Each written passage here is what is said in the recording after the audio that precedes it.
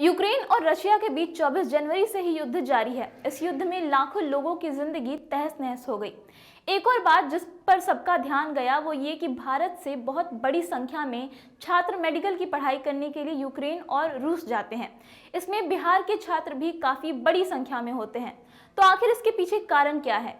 क्यों हर साल भारत की इतनी बड़ी आबादी पढ़ाई के लिए अपना घर बार, अपना सब कुछ छोड़कर किसी दूसरे देश में जा रही है? इस वीडियो में हम इसी पहलू पर चर्चा करने वाले हैं। नमस्कार, मैं हूं जूली। आप इस वक्त देख रहे हैं द इंडिया टॉप। छात्रों के यूक्रेन और रूस जाने के पीछे कई सारी वजह हैं। सबसे पहली वजह तो ये है कि रूस और यूक्रेन में भारत की तुलना में मेडिकल की पढ़ाई काफ़ी सस्ती है। हालांकि वहां के अधिकांश चिकित्सा संस्थानों में दी जा रही शिक्षा के स्तर को लेकर के सवाल भी खड़े किए जाते हैं।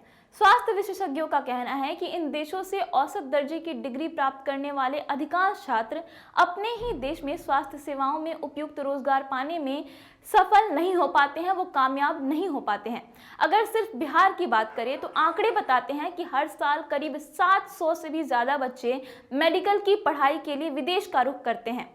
आर्यभट्ट नॉलेज यूनिवर्सिटी के मेडिसिन फैकल्टी के डीन डॉक्टर राजीव रंजन प्रसाद के मुताबिक इनमें से अधिकतर छात्र भारत में राष्ट्रीय स्तर पर आयोजित मेडिकल प्रवेश परीक्षाओं में उच्च स्कोर करने में असफल होते हैं और वो निजी मेडिकल कॉलेजों द्वारा ली जाने वाली कैपिटेशन फीस का भुगतान नहीं कर सकते हैं और इसलिए वो यूक्रेन या फिर रूस जैसे देश का रुख करते हैं। वो वहाँ जाकर अध्ययन करना पसंद करते हैं। यहाँ तक कि कुछ अन्य देशों को भी, क्योंकि उन्हें किसी चिकित्सा संस्थान में प्रवेश पाने के लिए वहाँ किसी प्रतिस्पर्धा का सामना नहीं करना पड़ता है। यूक्रेन में चिकित्सा संस्थान एमबीबीएस कोर्स के लिए 30 लाख से 35 लाख रुपए तक का शुल्क लेते हैं, लेकिन भारत में एक छात्र को संस्थान में इस कोर्स को करने के लिए लगभग 80 लाख रुपए से लेकर के 1 करोड़ रुपए तक का भुगतान करना पड़ता है। राज्य के भीतर और बाहर कई कंसल्टेंट काम कर रहे हैं जो कि मेडिकल के छात्रों को यूक्रेन या फिर रूस जैसे देश में चिकित्सा संस्थान में सुरक्षित प्रवेश में मदद करते हैं। एक्सपर्ट्स के मुताबिक भारत लौटने वाले अधिकांश medical graduate medical council of India के साथ पंजीकरण के लिए अनिवार्य स्क्रीनिंग टेस्ट, विदेशी medical graduate FMG test pass करने में कामयाब नहीं होते हैं।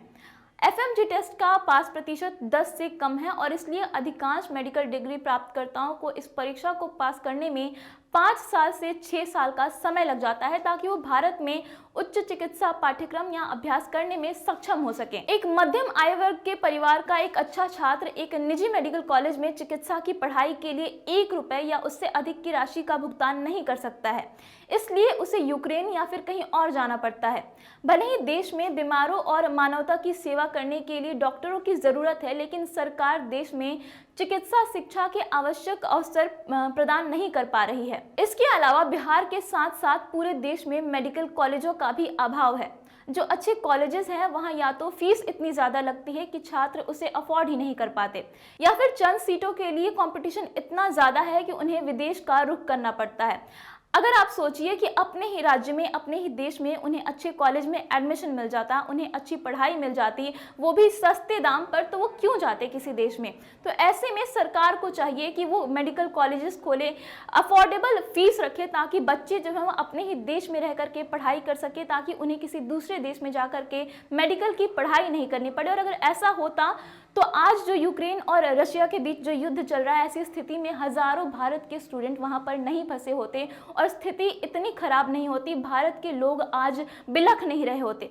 आपको क्या लगता है? आप अपनी राय हमें कमेंट के जरिए दे सकते हैं। फिलहाल इस वीडियो में इतना ही। इसी तरीके की तमाम अपडेट्स के लिए आप देखते रहिए द इंडिया टॉप। धन्यवाद।